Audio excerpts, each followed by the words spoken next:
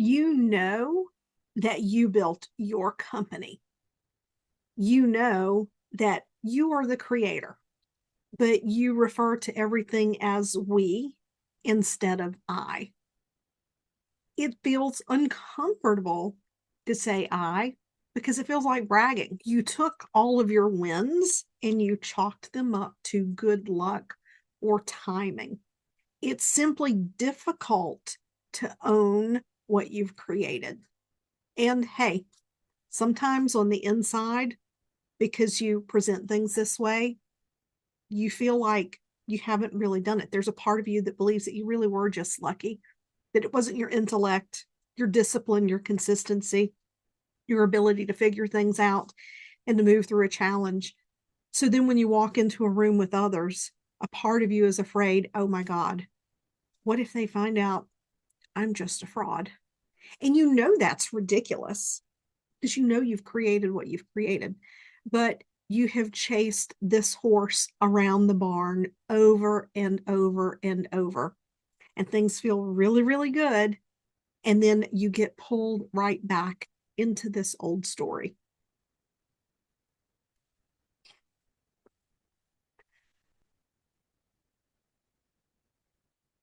Here's the issue: this is not living in your thinking brain. That's why you can recognize the pattern. You see the pattern, you know the pattern is there, and logically, you know it does not belong, but it continues to repeat. This is down in your subconscious mind. There is some belief, some experience, some memory that is absolutely absurd and ridiculous that you don't ever recall happening, that causes you to frame your success as some sort of an accident when you know it's not. And quite frankly, you're tired of it. You're done with it and you're ready to move past it because if you're really honest with yourself, you realize that this is keeping you from leaning into your fullest potential. And I know that's a buzzword that gets used a lot, but you know what I'm talking about. There's this dream that you have inside. There is this commitment to service and to purpose and to build something that matters beyond the money, beyond the reputation, something that is going to have an impact that outlives you. And you know that as long as this continues to repeat, that's not going to happen for you. With hypnosis, and there are many different types, and I use many different types, you can actually allow the mind to discover, observe, witness the absurdity that created this belief. And the mind can simply choose to let it go because once it can take this paradox and it puts it in perspective that it doesn't belong, there's no reason for you to have that there, then the mind can easily let it go. The mind only holds on to what it believes it needs to protect itself, to belong, to survive, to thrive, to procreate, and to self actualize. That's what it holds on to. And the more deeply those things are tied to the survival level, the more difficult they can be for us to uncover on our own, because our mind is a really good trickster. It can hide things from us in a very effective and efficient manner. That's why insight does not create change. It's whether or not the mind feels that it's safe for it to let go of the thing that's causing the problem to begin with.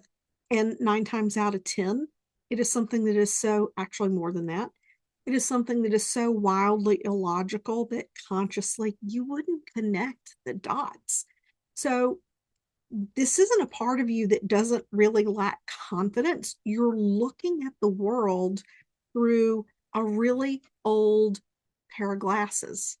You're looking at the world through a lens with a prescription that no longer fits you. It doesn't work anymore. There was a time, possibly, where that filter worked for you. It doesn't anymore.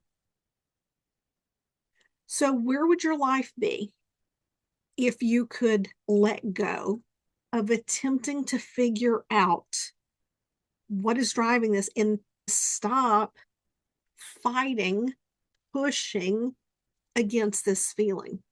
Because it really doesn't feel good inside when you have these thoughts. And even though you know they're not true, sometimes you can question yourself and wonder, are they really true?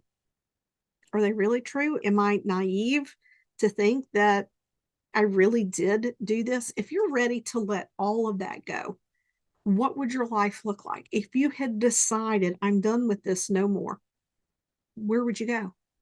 Who would you be? What would you build? What would you say unapologetically with total and complete absolute conviction? I know that you know inside of you what you would say, and then it slips away like a wisp of smoke. It just slips away because that protective part comes back up. If this is you, you're done with it. And your mission is so much bigger and so much more important than this belief. There's a link below in the description.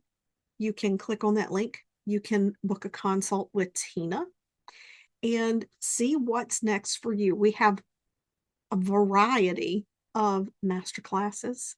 I have the Catalyst Recalibrated group embodiment container, and Tina and I both do highly personalized one-on-one work. No cookie cutter stuff here because you broke the mold when you were created. Be sure to subscribe, like the video, comment, let me know what you would like to hear more of, and see you next time.